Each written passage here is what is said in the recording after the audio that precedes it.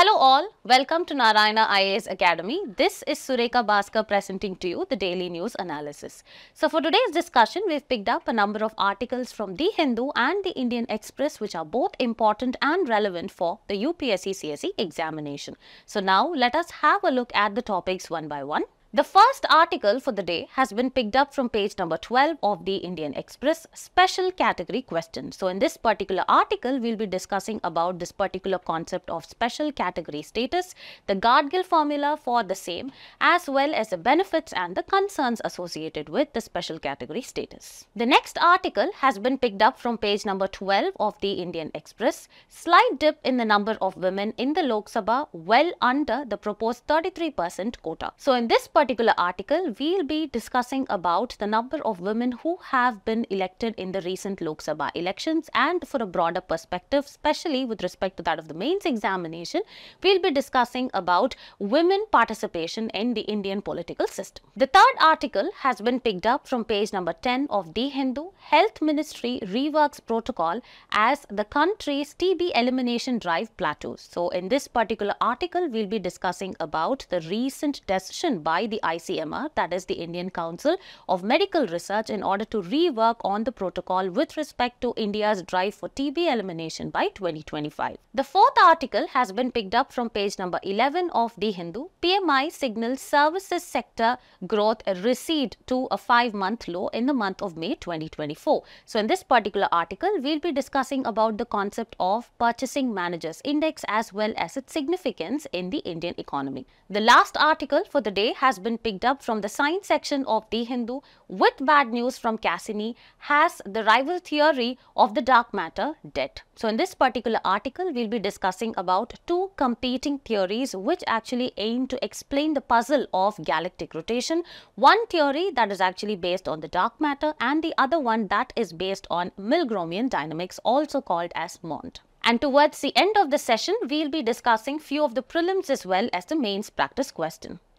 Now, let us start with the discussion. The next article that we'll be discussing about is special category question. So, as the title suggests, this particular article discusses about the Telugu Desam party, which is headed by Mr. Chandrababu Naidu, has been restored to power in the state of Andhra Pradesh. And since the TDS actually happens to be an important ally of the ruling government, that is the BJP, here the demand for the special category status of Andhra Pradesh is again on the negotiation table. So, since this particular article is political in nature, our takeaway for the exam perspective is the special category status and the significance and concerns relating to the same.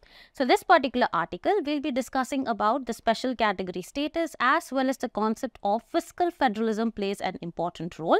Here we can actually map this particular topic to GS paper 2 of the mains examination, specifically under issues and challenges pertaining to the federal structure, devolution of powers as well as finances.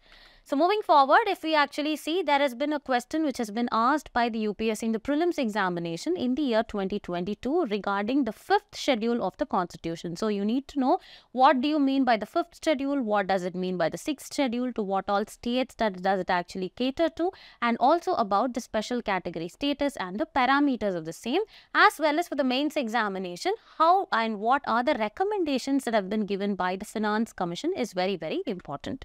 So moving forward, let us understand what this particular article is discussing about. So the special category status for Andhra Pradesh is back on the negotiation table, with the Telugu Desam party, that is the TDP, being the key to the formation of the next NDA government. So moving forward, let us directly, jump into this particular topic of the special category status. So it is nothing but it is a classification which is granted by the central government to the states facing some kind of geographical or socio-economic disadvantages. So this was not given to all the states, but first it was actually introduced in 1969 and initially applied to the states of Jammu and Kashmir, Assam as well as Nagaland. So here the chronology and the historical perspective is very, very important. And over time, 11 states have been accorded the SCS, that is the special category status, namely Arunachal Pradesh, Assam, Himachal Pradesh, Jammu and Kashmir, Manipur, Meghalaya, Mizoram, Nagaland, Sikkim, Tripura as well as Uttarakhand. And currently we have states of Andhra Pradesh, Bihar as well as Odisha, which are also demanding for this particular category or the special category status. So moving forward, what is this particular special category status? Okay, so the parameters that have been mentioned by the Gartgill formula, okay, on the special category status include: first is the state must actually have a hilly terrain. The second one is that it must be characterized by low population density and or a sizable share of tribal population. The third one is they must actually have a strategic location across the borders with the neighboring countries. That is why you see most of the northeastern states actually have been accorded this particular status of the special category status. Next one, they must have economic as well as infrastructure backwardness, and the final one is a non-viable nature of state finances. So moving forward, let us actually see the parameters for special category status which had been given by the Gartgill formula, okay, and it was actually named after who and the details regarding the same. So the Gartgill formula actually named after Dhananjay Ramachandra Gartgill and introduced in the year 1969. This particularly aimed to address the uneven resource allocation for the state development plans in India, and also it is important to know that the third 5-year plan, which actually was from 1961 to 66, was actually known as the Gartgill Yojana. So it is important to know why and on, based on what parameters does Andhra Pradesh actually apply or it is demanding for the special category status.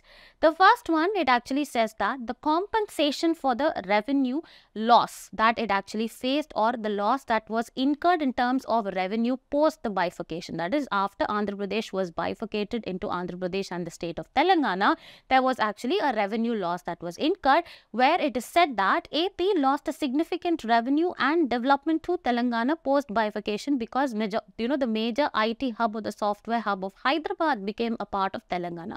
So Hyderabad actually accounted for rupees 56,500 crore out of rupees 57,000 crore software exports from Andhra Pradesh in 2013-14. The next one is addressing the financial distress. So this is the debt of Andhra Pradesh had actually increased from around 97,000 crores at bifurcation to over 3.5 lakh crore by the year 2018-19. The next one is that the 14th Finance Commission estimated post-devolution revenue deficit of AP for 2015 or 2020 at rupees 22,000 crores, but the actual figure actually stood, double or triple that of it at 66,000 crores. And also the per capita revenue of Telangana for 2015-16 was rupees 14,411, while it was only 8,397 for Andhra Pradesh. The next category or the next parameter based on which the AP is demanding the status is inequitable distribution of resources. That is, AP had actually inherited nearly 59% of the population, the debt as well as the liabilities of the original state, but only 47% of its revenue, which it feels is actually unfair. The next one is today's Andhra Pradesh is primarily an agrarian state with very, very limited industrial and economic opportunities to the when you compare it to the industrially developed Telangana, which actually has the software hub of Hyderabad. So moving forward, let us actually understand what are the benefits in case the center actually grants Andhra Pradesh a special category status. Okay, so the first one, we need to know there will be increased central funding. Okay, so special category status states receive a higher proportion of funding for the centrally sponsored scheme. Typically, it is 90% when compared to that of 60% or 75% for the other states. Next is there will be flexibility in the utilization of the funds. That is, the unspent funds that is allocated for the centrally sponsored schemes in a financial year do not lapse and can be carried forward to the next year, which is a huge advantage to Andhra Pradesh in case it actually happens. Next one, there are a lot of tax concessions that the center actually gives to you. Here the SC states enjoy significant concessions on the excise as well as the custom duties, the income tax as well as corporate tax. The next one is priority in the central budget allocation. So SC states receive a larger share of the central government's gross budget compared to that of the other states. So moving forward, what are the concerns? Apart from the advantages, there are definitely concerns to any kind of status that is given. So what are the concerns of giving the special status to these particular to this particular state is that demands from the other states will actually increase. So, granting SCS status to some of the states can actually trigger similar demands from the other states for similar status, and this will further lead to administrative complexities as well as potential conflicts between each state. For example, Andhra Pradesh as well as Bihar. Next one, the equity as well as the fairness will actually be compromised. So, here critics argue that the SCS creates an unfair advantage for certain states over the others. Potentially, this will aggravate the already existing regional disparities as well as perpetuates a sense of entitlement among the SCS states. The next one, there will be misuse of funds, okay. So, there is a risk that the increased funding as well as concessions that are given to certain states in the form of giving them, the special category status could be misused or mismanaged by the state government, leading to corruption as well as inefficiencies that follow. And now, what are the recommendations of the Finance Commission and what is the stand on the special category status is that the 14th Finance Commission recommended abolishing this particular status for all the states except those in the northeastern and the 3 hill states, and instead it actually said that you need to increase the tax devolution from the current 32% to 42% in order to address the resource gap of these particular states. The next article that we'll be discussing about is slight dip in the number of women in the Lok Sabha, well under the proposed 33% quota.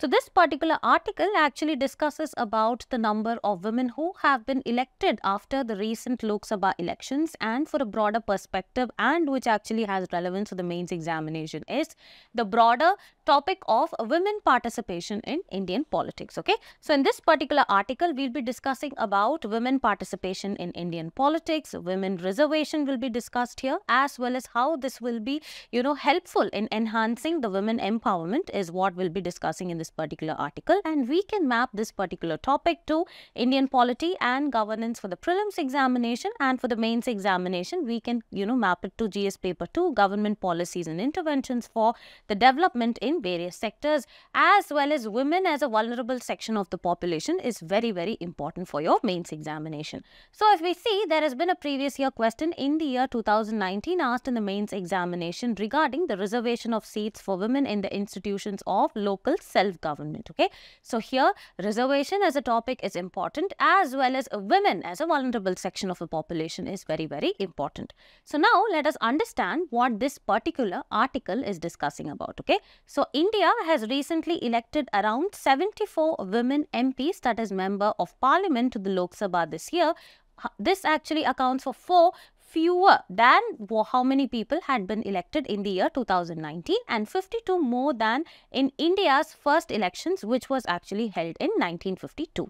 Moving ahead, if we actually see these 74 women, they actually make just 13.63% of the elected strength of the lower house, that is the Lok Sabha, which is much lesser than the proposed 33% that will be reserved for women after the next delimitation exercise. That is, the Women Reservation Bill of 2023 actually proposed that around 1/3 of the seats should be, reserved, or 33% of the seats will be reserved for women. However, of this 33, we can actually see that only 13.60% of the women have been elected for the lower house. So, over the years, if you actually see, the Lok Sabha's gender composition has actually shown a general trend towards increasing number of women participation. Okay. So, however, this 33% will actually be given only after the delimitation exercise that is set to take place only in 2026. So, moving forward, let us actually understand the broader topic of women participation in Indian political system. So, if you see in the UN Women in Politics 2019 report, if you see where India actually stood is, India was placed at 149th position in terms of women representation in the executive government as well as the parliament. Okay, so this actually shows that the involvement of women specifically in decision-making processes, sharing the power, managing the political parties, holding the political offices like the current, President of India actually is held, and engaging in policy making across all levels of the state governance is extremely essential. So moving forward, now let us understand what is the current status of women participation in the Indian politics. Okay, so in 1952, if you actually see, women actually made up just around 4.4% of the strength of the lower house or the Lok Sabha. And this number actually increased to more than 6% in the elections that was actually held around in the 1960s. But later, it dipped to below 4% in the year 1971. And since then, if you actually see, there has been a slow but steady increase in the significant number of women who have been elected to different offices in the Lok Sabha. So here if you see, since then there has been a slow but steady rise in the women's representation, which actually crossed to about 10% mark in 2009 and it peaked to about 14.36% in the year 2019. So if you see, in 2015, the report on the status of women in India actually noted that the representation of women in the state assemblies and the parliament actually continues to be dismal. So moving forward, let us actually understand what did this particular report recommend. Okay, so it recommended that reserving at least 50% of the seats for women in the local bodies, in the state legislative assemblies, parliament, as well as the ministerial levels and all the decision-making bodies of the government is actually essential.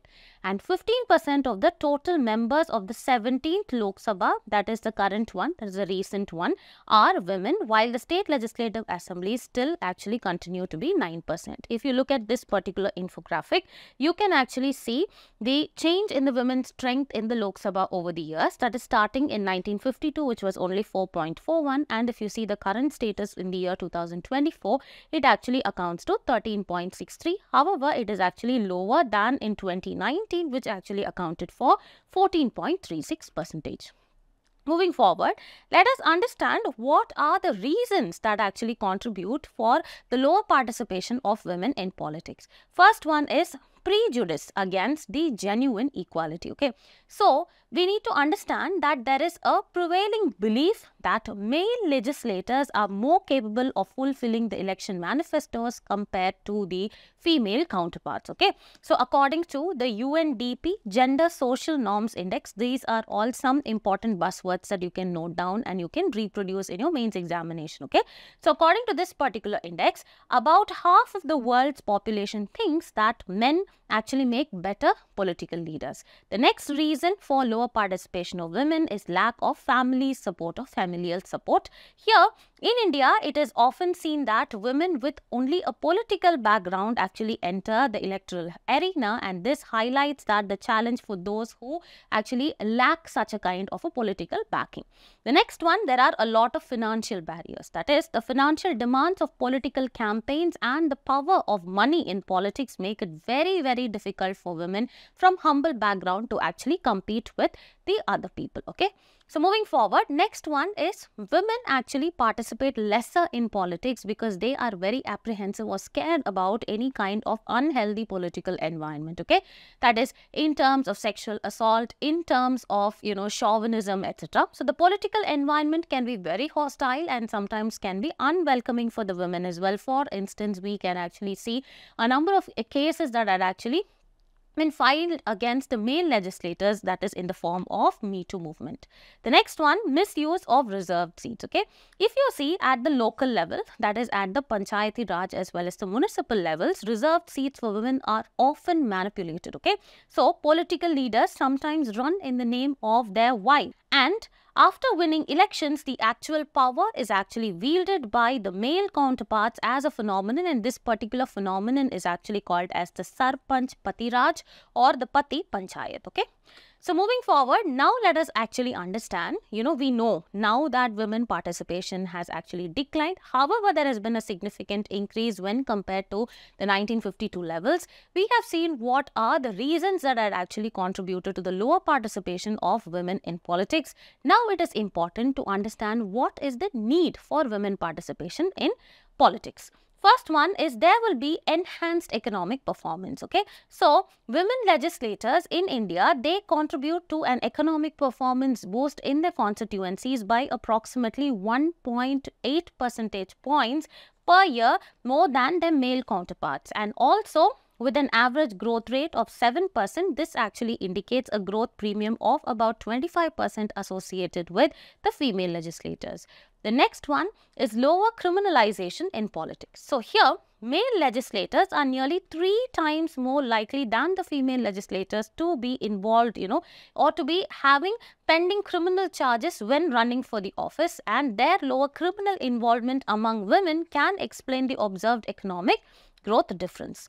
Now moving forward, next one is women are actually found to be better or contribute better to effective policy making. So that is, women actually provide better representation of women as well as children's causes in policy making, or concerns are actually taken into consideration. Next one, for example, the Panchayat Raj institutions have effectively highlighted and addressed the issues that actually revolved around, children as well as women. Next one is reduced corruption that we already saw. Next one is improved economic growth and project completion. Here, women are actually found to be more diligent or more dedicated in overseeing the completion of these projects. For example, the share of incomplete road projects is 22 percentage points lower in constituencies that have been led by women.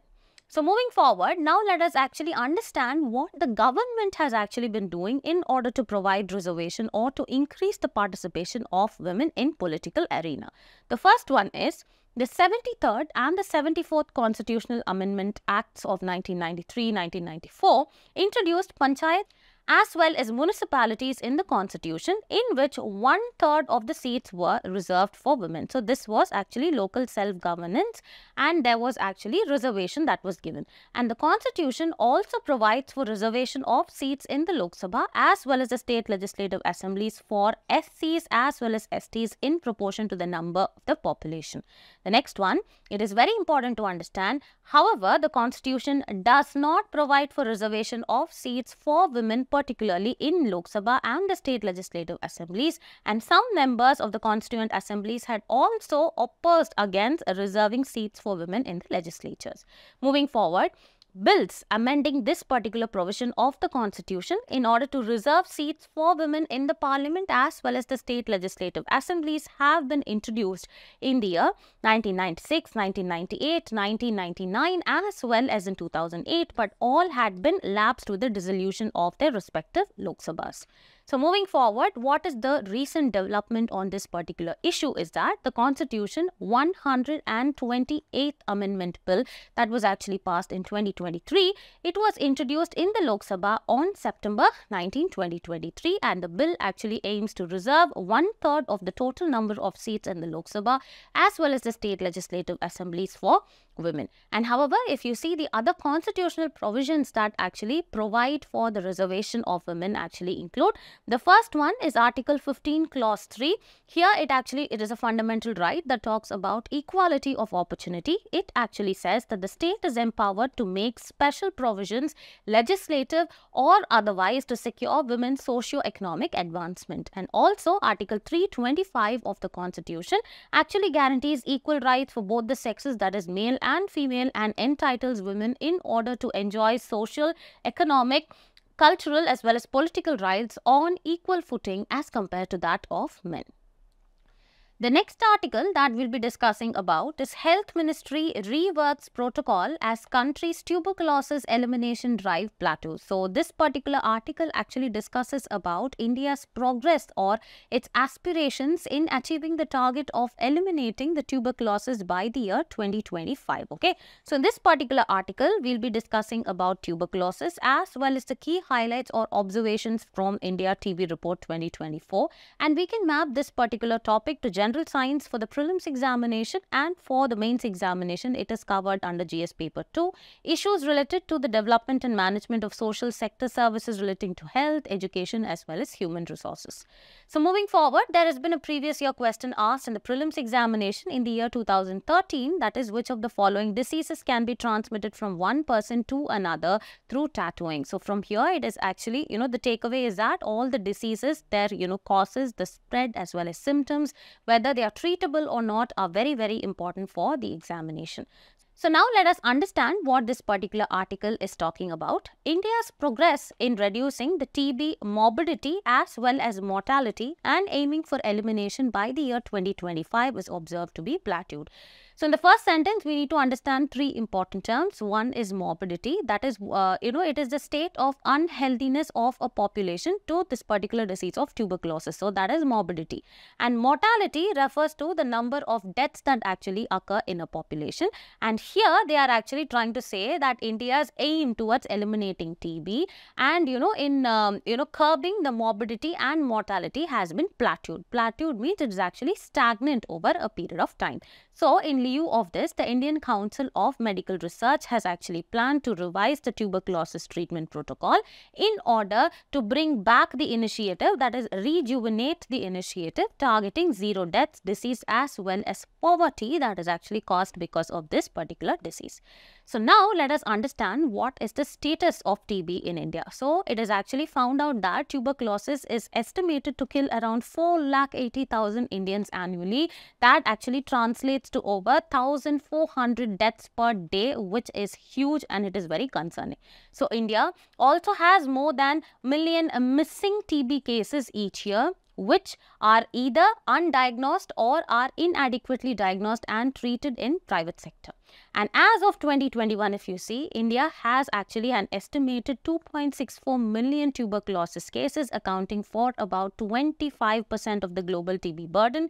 The next one is the mortality rate. Excluding HIV, co-infected individuals was approximately 5 lakh people in the same year.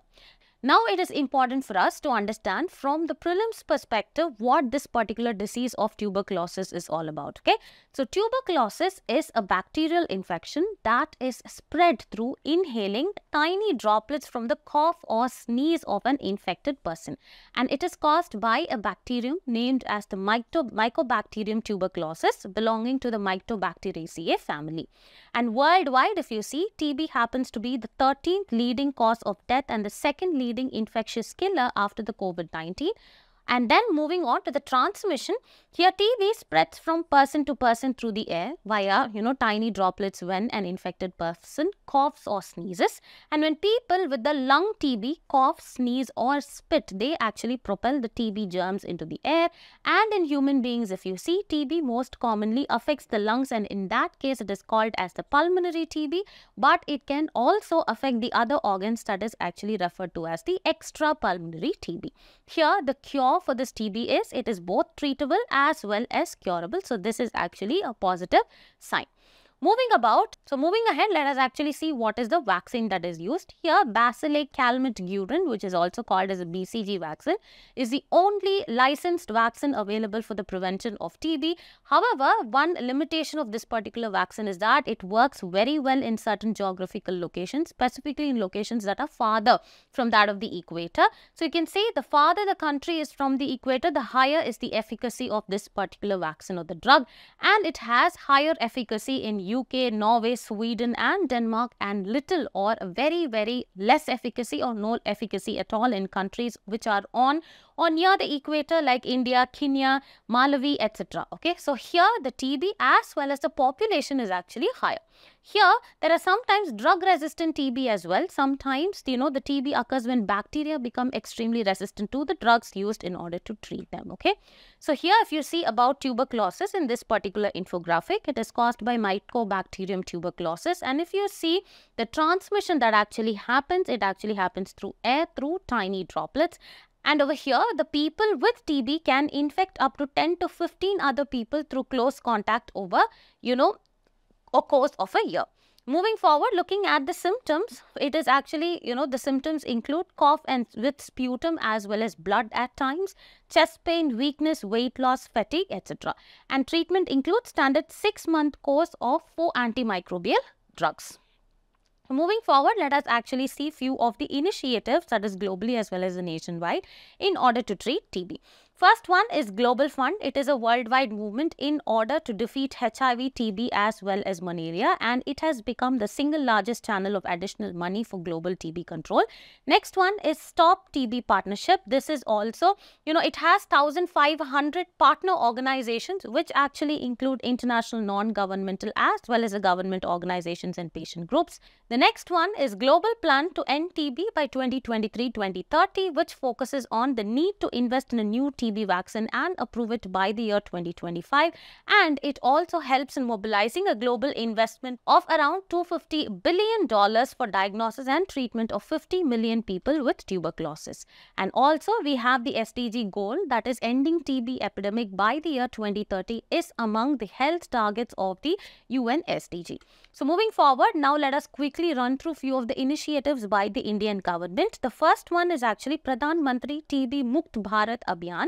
So here the Ministry of Health and Family Welfare is implementing this campaign, which actually includes additional patient support and augment the community level involvement in meeting India's commitment to eliminate TB by the year 2025, and also it leverages the corporate social responsibility for the same. And the components include two. One is Nikshay Mitra initiative, next one is digital portal. The Mitra initiative is to ensure additional diagnostic, nutritional as well as vocational support to those on TB treatment.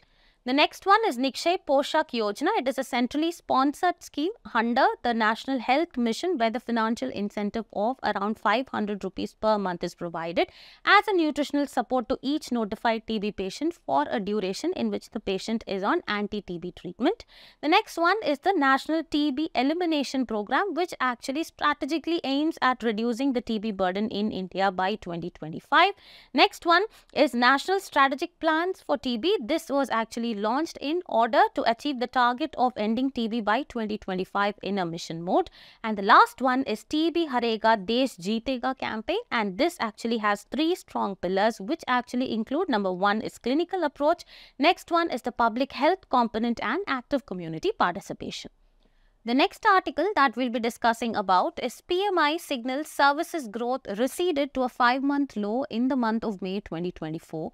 So in this particular article specifically we'll be discussing about what is this Purchasing Managers Index and how it is actually significant in order to calculate the economic wealth of a country.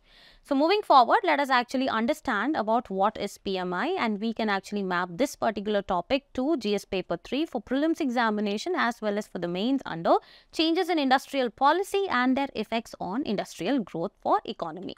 So moving forward, there has been a previous year question that has been asked in the prelims examination in the year 2019 on the index of 8 core industries. Okay, so which are the parameters and the constituents, the methodology used for calculating and the significance is very, very important for both your prelims as well as the mains examination. So moving forward, let us actually understand what this particular article is discussing about. So recently, the HSBC India Service Business Activity Index was actually released, which actually showcased a drop to 60.2 from 60.8 in April. So according to this, it was found out that India's services sector has hit a 5-month low and the growth was such hindered by competition, the price pressures as well as severe heat wave affecting new orders as well as output. So moving forward, now let us straight away hit the nail, that is we'll be discussing about what is the PMI. Okay, so it is an economic indicator which is derived after the monthly surveys of different companies on various factors that represent the demand conditions, and it measures the activity at the purchasing or the input stage. Okay, so only in this way it is different from that of the index of industrial production, which majorly measures the output. So it measures the activity at the purchasing or the input stage. In this sense, it is very different from the industrial production, which is indicative of the actual production, that is nothing but the output. So there are two types of the Purchasing Managers Index. First one is manufacturing PMI and the second one is the services PMI, and showing this actually shows the trends in both the manufacturing as well as the services sector, as the name suggests. So PMI for the first time was started by US-based Institute for Supply Management, that is ISM, in the year 1948. Moving forward, what is this methodology of the PMI is that based on the questionnaires sent to the manufacturer, which are related to 5 key parameters or variables, that is the percentage of new orders, the output, the employment, the suppliers' delivery times as well as the stock of items purchased. Okay. So moving forward, let us understand what is this PMI, in which way it is actually significant for calculating the economic wealth of the country. The first one is the index is released much before most of the official data on industrial output, manufacturing as well as the GDP growth becomes available. So in that way, it is considered a good leading indicator of the direction of economic trends in the manufacturing as well as the services sector. As well as if you see the PMI number greater than that of 50, this actually indicates expansion, and lesser than 50 suggests the contraction in the business activity that is taking place in an economy. And also, central banks of many countries use this index in order to help to make decisions on the interest rates, whether they can hike it or they can cut it.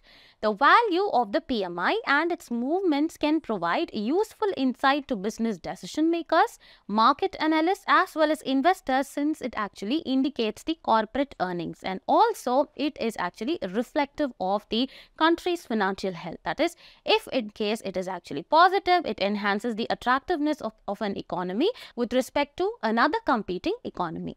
The next article that we'll be discussing about is with bad news from Cassini is dark matter's main rival theory dead. So this particular article will be discussing about two competing theories that actually try to explain this phenomena of galactic rotation, one based on dark matter and the other one based on Milgromian dynamics, which is also called as MOND, that is MOND. Okay, so here this particular article actually discusses about galaxy rotation puzzle, the dark matter as well as MOND theory, and this is actually significant or important for prelims examination under GS paper 3 science and technology.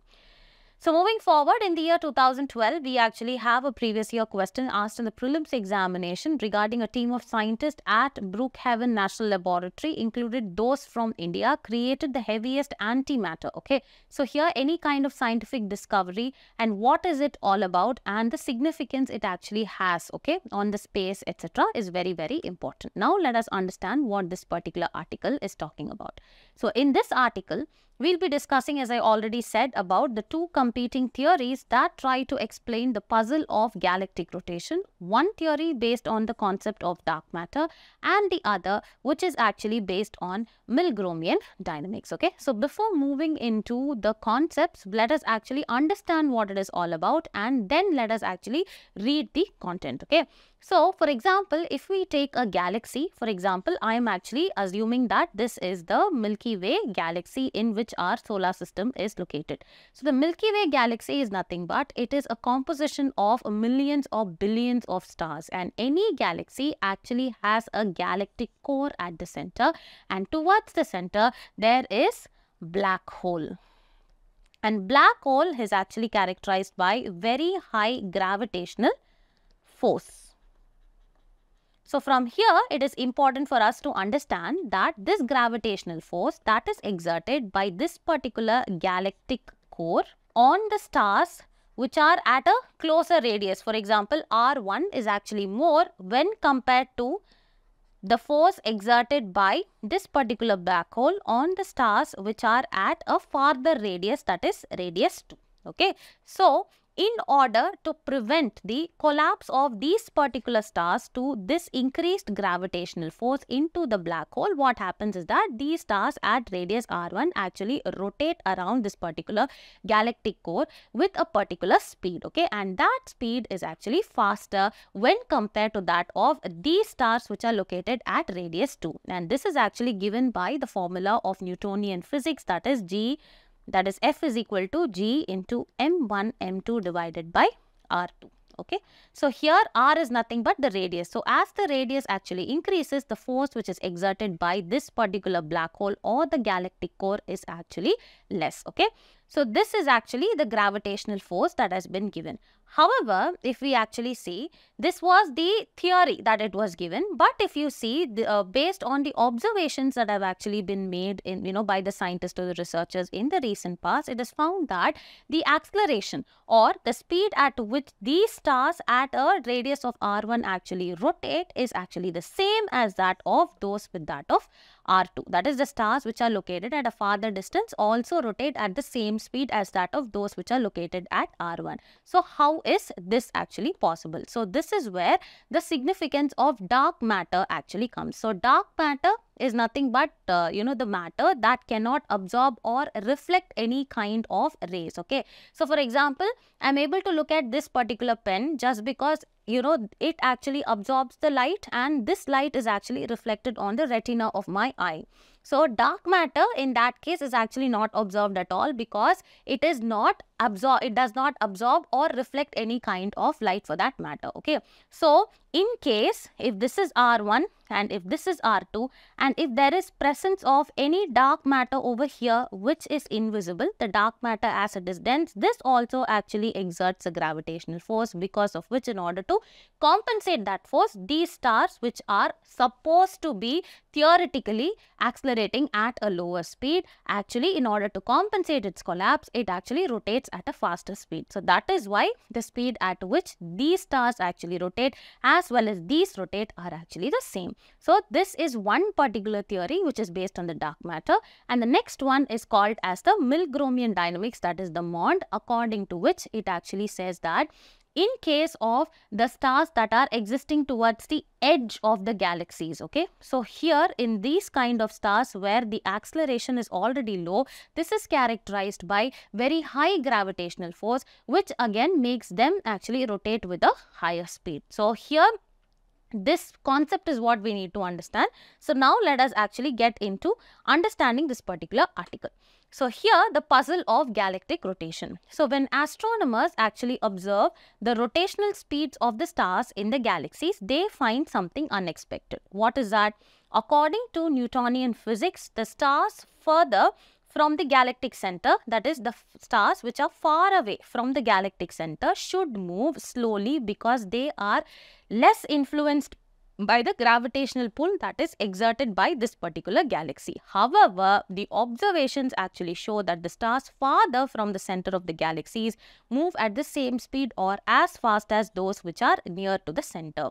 So, however, as I actually told you, since this is the calculated one, that is, as the radius increases, the acceleration or the speed at which that actually decreases. But here it is actually measured that both the stars, irrespective of the radius or the distance from the galactic center, they actually rotate at the same speed. So here this was actually Newtonian physics, which had force is equal to G into m1 m2 divided by r square.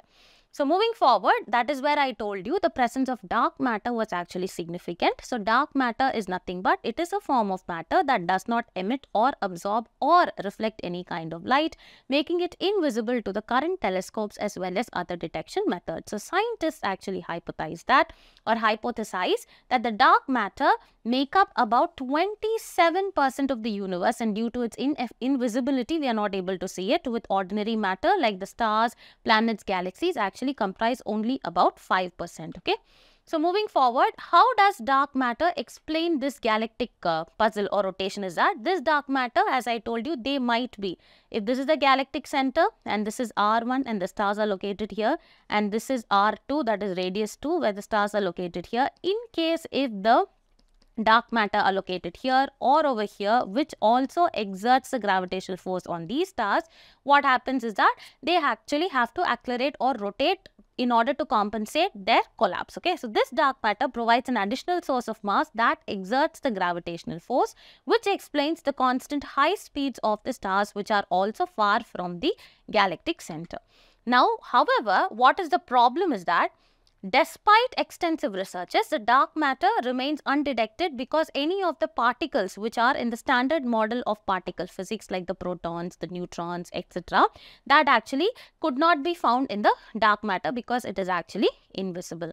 The next concept is that the Milgromian dynamics. Okay, so MOND stands for Milgromian dynamics, or the modified Newtonian dynamics, a theory which was proposed by physicists whose name was Mordechai Milgrom in the year 1983. According to him, as I told you, the Newton's law of gravity has to be adjusted when dealing with slow acceleration such as those experienced by the stars which are present at the edge of the galaxies.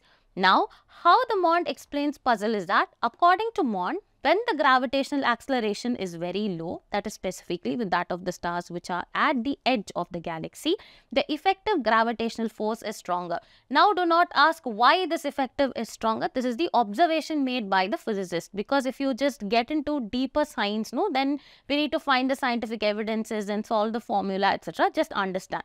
So than predicted by the Newtonian mechanics, and this modification means that the stars at the edges of the galaxies experience stronger gravity than that of expected, which actually keeps their rotational speeds high, thus explaining the puzzle. However, this too actually faces a problem, that is Mond struggles to explain the dynamics within the galaxy structures. That is, when all the galaxies are put together, it actually again, this particular theory again is, finding it difficult to explain the puzzle of the galactic rotation. Now let us solve few prelims as well as mains practice question. The first question reads, with reference to that of Cassini-Huygens mission, which was in news recently, consider the following statements. So this mission was launched in the year 1997, was a joint space mission of NASA, ESA, Canadian Space Agency to Saturn. So this is actually wrong. The mission consisted of NASA's Cassini orbiter, which was the first space probe to orbit Saturn, and the ESA's Huygens probe, which landed on Titan, Saturn's largest moon. This is actually correct. So since only statement 2 is correct, the answer will be option B. So moving forward, the second question, which among the following are the parameters for the special category status as per the Gartgill formula? Hilly terrain, yes, this is correct. Strategic location along the borders, yes, this is correct. High population density, no, it is low population density. Since only 1 and 2 are correct, the answer will be option A. So moving forward, the third question, the Milgromian dynamics, also known as the Mond recently seen in news, is associated with. It is a theory modifying Newton's law at low acceleration. Since option B is actually correct, the answer is option B. Moving forward, the fourth question reads, which of the following, that is with respect to that of the PMI, are correct? PMI is an economic indicator which is derived after monthly service of different companies. Yes, this is correct. It measures activity at the purchasing or the output stage. No, it is an input stage. So since only statement 1 is correct, the answer will be option A. So solving the fifth question, with reference to TB or tuberculosis, consider the following statements. It is caused by protozoa, no, by bacteria. It can be spread through the air from person to person. This is correct. Currently, there is no vaccine available. No BCG is actually available. So since only statement 2 is actually correct, the answer will be option B. So moving ahead for the mains practice question, the question reads, examine the effectiveness of the existing policies and interventions aimed at increasing women's participation in the Indian politics or the Indian political process. So the approach answer for this particular question is broken down into 3. That is the introduction, the body, as well as the conclusion. So in the introduction, we will actually draw a brief overview of the current status of a women's participation in politics. And moving on to the body, first we will actually evaluate the impact of constitution provisions like Article 15 Clause 3 as well as 325 of the Constitution. Next one, we will actually analyze the effectiveness of the 73rd and the 74th Constitutional Amendment Act, which has actually helped in increasing women's participation at the local governance level, and also discuss the challenges and outcomes associated with the implementation of these policies, including, the Sarpanch Pati, etc. Next one, we will analyze the ongoing efforts and setbacks in passing of the Women's Reservation Bill, in the previous years and how it had actually lapsed, and also consider the broader social as well as cultural barriers that hinder the effectiveness of these policies. And we will actually conclude this particular answer by summarizing the need for a multidimensional approach that combines the legislative action with socio-cultural changes to truly enhance women's participation in the political process.